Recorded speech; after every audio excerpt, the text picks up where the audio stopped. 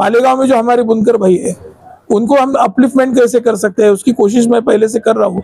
आज भी हम ट्रेडिशनल पावर लूम पे हैं, तो इससे हटा के हमको उनको एयर जेट हो, वाटर जेट हो, वहाँ तक कैसे ले जाया जा सकता है। जो सरकार के अनुदान था वो सारा अभी मिलना कई दिनों से बंद है, तो केंद्र सरकार की तरफ से वापस उनको पैसा मिलना कैसे शुरू हो। पावर लूम के लिए जो बिजली के दाम है वो बहुत कम होने चाहिए, आज वो बहुत ज्यादा बढ़ा दिए गए हैं। मैं सोचता हूँ कि पावर लूम ऐसी इंडस्ट्री है कि जो किसान को पैसा कमा के देती है, क्योंकि कपास उगाने वाला जो किसान है उसको अगर अच्छा पैसा देना है तो पावर लूम को हमको अच्छी तरीके से चलाना पड़ेगा। और इसलिए पावर लूम को जो फ्लक्चुएशन मार्केट का है वो तेजी और मंदी का दौर चलता है, वो हिसाब से उसमें काफी बड़ा नुकसान भी कारोबारियों को उठाना पड़ रहा है। तो मैं चाहता हूँ कि उसको एक स्टेबल मार्केट हम दे सके और बहुत कम दाम में उसको बिजली मिल सके, उसके टैक्सेशन जो है उसको कम कर सके, उसके लिए हम काम करेंगे। आपसे आपके आइंदा के प्लान और मुद्दे क्या होंगे आवाम के लिए, शेतकरी के लिए, पावर लूम बुनकरों के लिए? ना, हमारे जो विषय है उसमें तो दो चीज पे हम कंसंट्रेट कर रहे हैं कि हर देहात में जो किसान है उनको पानी का मसाइल बहुत ज़्यादा है, तो हर खेत में पानी होना चाहिए। जो हमारी गिरना और मौसम नदियाँ है ये साल के 12 महीने बहनी चाहिए, और उसके लिए तापी का जो पानी है वो रिवर लिंकिंग प्रोजेक्ट की तरह से हम कैसे गिरना मौसम में डाल सकते हैं, उससे जरिए से गिरना भी डाल सकते हैं। नारपार का जो प्रोजेक्ट है उससे अभी तो 10 टीएमसी को राज्य सरकार ने मंजूरी दी है, लेकिन 10 टीएमसी से हमारा कुछ काम चलने वाला नहीं। हमको 450 टीएमसी पानी नारपार का लाना है, तो उसके ऊपर काम करना है। और जो नौजवान बच्चे हैं उसमें जो पढ़े लिखे लोग हैं उनके पास नौकरी नहीं है, तो जो पढ़े लिखे नौजवान है उनको हम अच्छी नौकरी दिलवाना चाहते हैं। जो पढ़े लिखे नहीं है लेकिन वो स्किल लेबर है, तो उनके लिए भी बड़े कारोबार यहाँ खड़े हो और उनके लिए रोजगार हो, ये हमारी कोशिश है। और इसलिए मैं हमेशा कहता हूँ कि मुझे बारामती पैटर्न यहाँ करना है।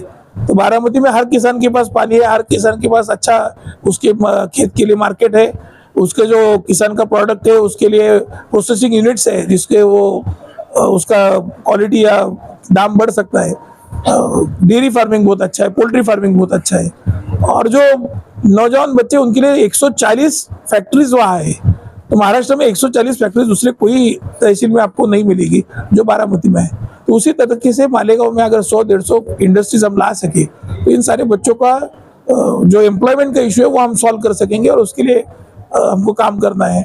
मालेगांव में जो हमारे बुनकर भाई है उनको हम अपलिफ्टमेंट कैसे कर सकते हैं उसकी कोशिश मैं पहले से कर रहा हूँ। आज भी हम ट्रेडिशनल पावर लूम पे हैं, तो इससे हटा के हमको उनको एयर जेट हो, वाटर जेट हो, वहाँ तक कैसे ले जाया जा सकता है। जो सरकार के अनुदान था वो सारा अभी मिलना कई दिनों से बंद है, तो केंद्र सरकार की तरफ से वापस उनको पैसा मिलना कैसे शुरू हो। पावर लूम के लिए जो बिजली के दाम है वो बहुत कम होने चाहिए, आज वो बहुत ज्यादा बढ़ा दिए गए हैं।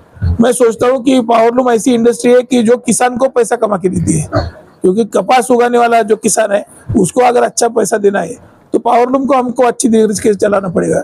और इसलिए पावर लूम को जो फ्लक्चुएशन मार्केट का है वो तेजी और मंदी का दौर चलता है, वो हिसाब से उसमें काफी बड़ा नुकसान भी कारोबारियों को उठाना पड़ रहा है। तो मैं चाहता हूँ कि उसको एक स्टेबल मार्केट हम दे सके और बहुत कम दाम में उसको बिजली मिल सके, उसके टैक्सेशन जो है उसको कम कर सके, उसके लिए हम काम करेंगे।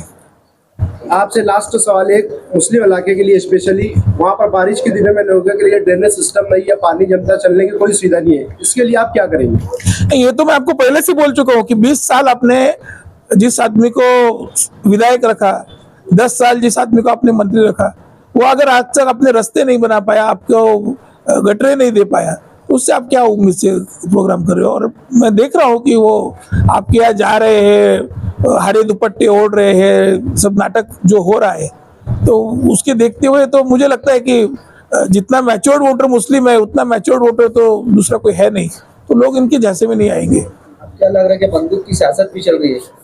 बंदूक की सियासत तो बहुत चल रही है, बंदूक की नोक पे तो सियासत की जा रही है, और उसके खिलाफ तो मुझे लड़ना है। मालेगांव को भय मुक्त करना है, लोगों को निर्भय बन के अगर घूमना है तो आज जो सत्ता में उनको बाहर निकालना पड़ेगा। ये देखिए, अपील करने की वैसे तो जरूरत नहीं है, क्योंकि मैं हमारे जो मुस्लिम भाई है वो सारे जानते हैं, सारे मसाइल जानते हैं, सारे मुद्दे जानते हैं, कैसे वोट करना है जानते हैं, उनको मैंने सिखाने की कोई जरूरत नहीं है। सिर्फ उनसे इतना ही कहना चाहूंगा कि जो समझदारी से उन्होंने वोट पार्लियामेंट के चुनाव में किया था, उसी समझदारी की वजह से हम बीजेपी की गवर्नमेंट को 400 पार करने से रोक पाए हैं। वो अगर 400 पार से रुके तो हमारा सीए का मुद्दा हो, एनआरसी का मुद्दा हो, आपका वक्फ बोर्ड का मुद्दा हो या संविधान बदलने का मुद्दा हो, इन सारे मुद्दों पे उनको बैकफुट पे जाना पड़ रहा है क्योंकि हमने उनको 400 पार नहीं होने दिया है। तो अभी असेंबली में भी ये सारे मुद्दे आएंगे क्योंकि किसी भी कायदे को आपको लागू करना है तो दो तिहाई बहुमत से वो सारे राज्यों ने मंजूर करना पड़ता है।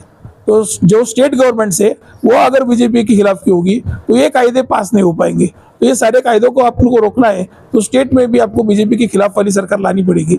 और वो लाने के लिए जिस तरीके से शोभा बच्चों को एकजुट होकर आपने वोट दिया उसी तरीके से देना पड़ेगा।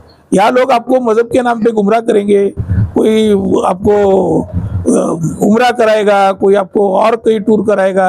वैसे मुसलमानों के खिलाफ जिहाद चल रहा है, मुसलमानों का धर्म भ्रष्ट किया जा रहा है, आप लोगों को मजहब की राह से गुमराह किया जा रहा है और ये बहुत गलत बात है। किसी के मजहब के साथ, मजहबी भावनाओं के साथ इस तरीके से सियासत के लिए खेलना ये बहुत खराब चीज़ है।